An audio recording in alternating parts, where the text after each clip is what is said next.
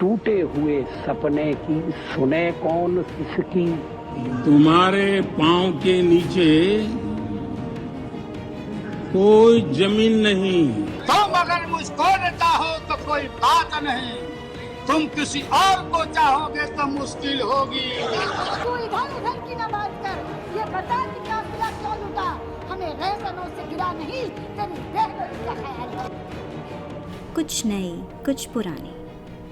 जब संसद में खिला शायरी का फूल, लालू यादव पर चढ़ा शायरी का रंग। संसद में जब शायराना हुई सुषमा स्वराज की आवाज़, मैं सच कहूँगी मगर फिर भी हार जाऊँ, वो झूठ बोलेगा और लाजवाब कर देगा।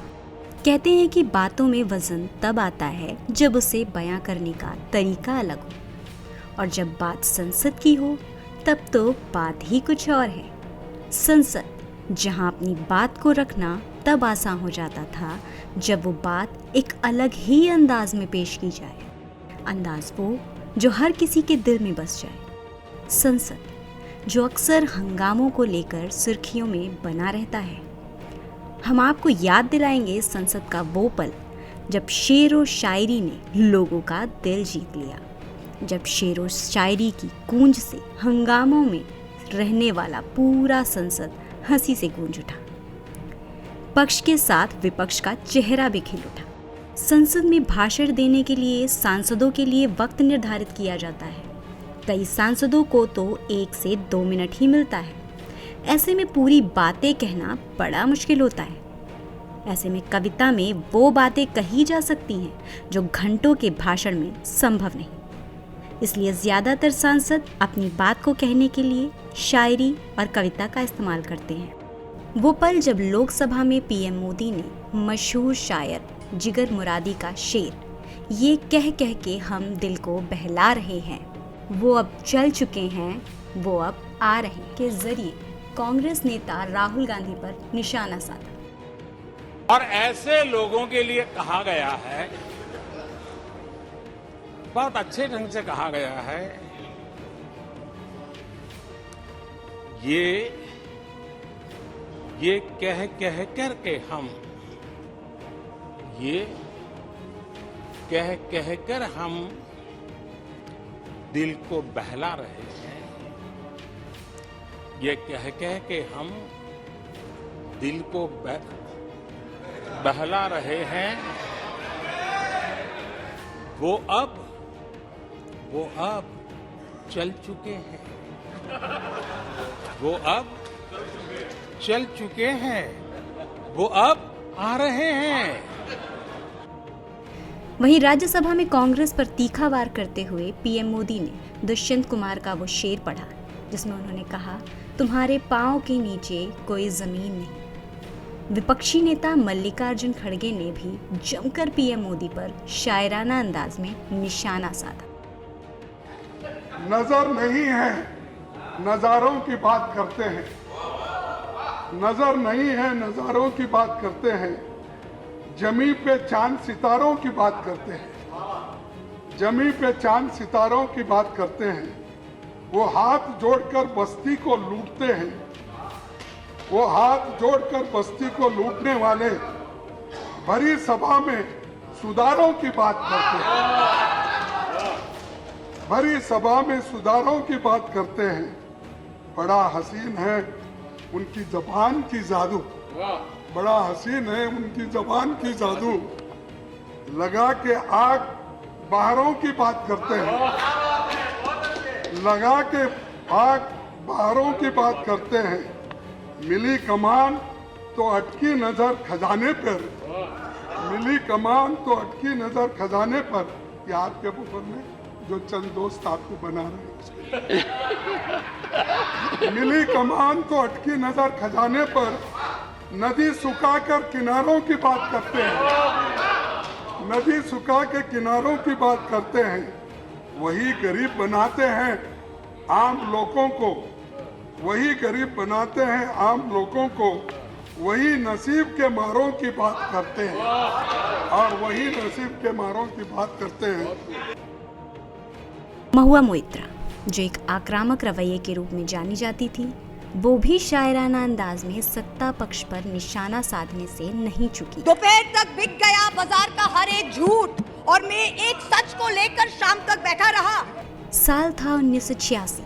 संसद के सत्र में राजीव सरकार ने शाहबानो केस के बाद मुस्लिम धर्म गुरुओं के दबाव में मुस्लिम पर्सनल लॉ बिल पेश किया। सरकार के खिलाफ विपक्ष तो विरोध में था ही, लेकिन अचानक बिल के विरोध में कद्दावर मंत्री आरिफ मोहम्मद खान भी खड़े हो गए। खान ने मशहूर शायर शहाब जाफरी का शेर "मुझे रहजनों से गिला नहीं, तेरी रहबरी का सवाल है" पढ़कर कैबिनेट में इस्तीफा देने का ऐलान कर दिया। खान के इस्तीफे से सरकार सन्न रह गई और राजीव गांधी खुद उन्हें मनाने की कोशिश करने लगे। आरिफ खान ने बिल के विरोध में कांग्रेस भी छोड़ दी और बाद में वीपी सिंह के साथ जुड़ गए। साल था 1982, जब ज्ञानी जैल सिंह गृह मंत्री थे। उसी दौरान संसद में अविश्वास प्रस्ताव आया। सरकार के खिलाफ विपक्षी नेताओं ने जमकर बयानों के तीर चलाए। विपक्ष के हमले से इंदिरा गांधी परेशान थी कि इसी बीच गृह मंत्री ज्ञानी जैल सिंह बोलने के लिए उठे।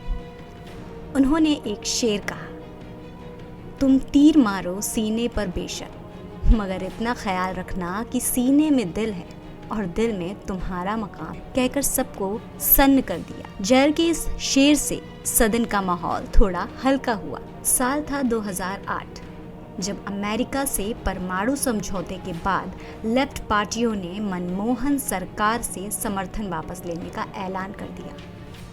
इसके बाद विश्वास मत प्रस्ताव पेश किया। सरकार के पक्ष में राजद सुप्रीमो लालू यादव ने खूब दलीलें दी। इस बीच लालू यादव ने साहिर लुधियानवी का शेर "तुम अगर मुझको न चाहो तो कोई बात नहीं, तुम किसी और को चाहोगी तो मुश्किल होगी" पढ़ा और पूरा सदन ठहाकों से गूंज उठा। तुम अगर मुझको न चाहो तो कोई बात नहीं, तुम किसी और को चाहोगे तो मुश्किल होगी।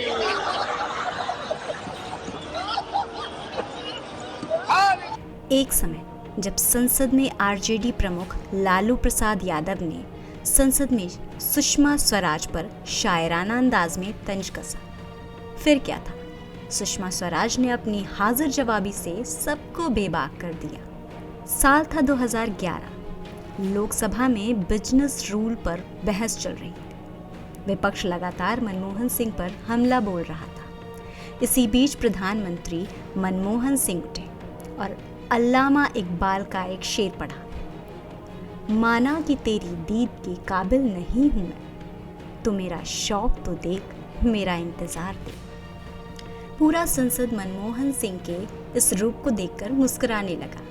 तभी मनमोहन सिंह की शायरी का शायराना जवाब देते हुए सुषमा स्वराज ने पूछा, तुम्हें वफा याद नहीं, हमें जफा याद नहीं, जिंदगी और मौत के दो ही तो तराने हैं, एक तुम्हें याद नहीं, एक हमें याद नहीं। हमको उनसे है वफा की उम्मीद, जो नहीं जानते वफा क्या है। जब इस शेर से मनमोहन सिंह ने संसद में सबका ध्यान अपनी ओर खींचा, फिर उनकी इस शिकायत का सुषमा स्वराज ने जवाब दिया। उसने सबको लाजवाब कर दिया, हमको है उनसे वफा की उम्मीद, जो जानते नहीं वफा क्या है। समय समय पर सांसदों और नेताओं ने अपनी बात को सहजता से कहने के लिए शेर व शायरी का इस्तेमाल किया और हंगामेदार सदन को शानदार सदन में तब्दील कर दिया। शायराना अंदाज ना सिर्फ मनमोहन सिंह के शांत स्वभाव को एक अलग रूप में दिखाया, बल्कि सदन को खुशनुमा बना दिया। हैं और भी दुनिया में सुखनवर बहुत अच्छे, कहते हैं कि गालिब का है अंदाज़ बयां। न्यूज़ वॉच इंडिया के लिए ब्यूरो रिपोर्ट के साथ पूजा उपाध्याय।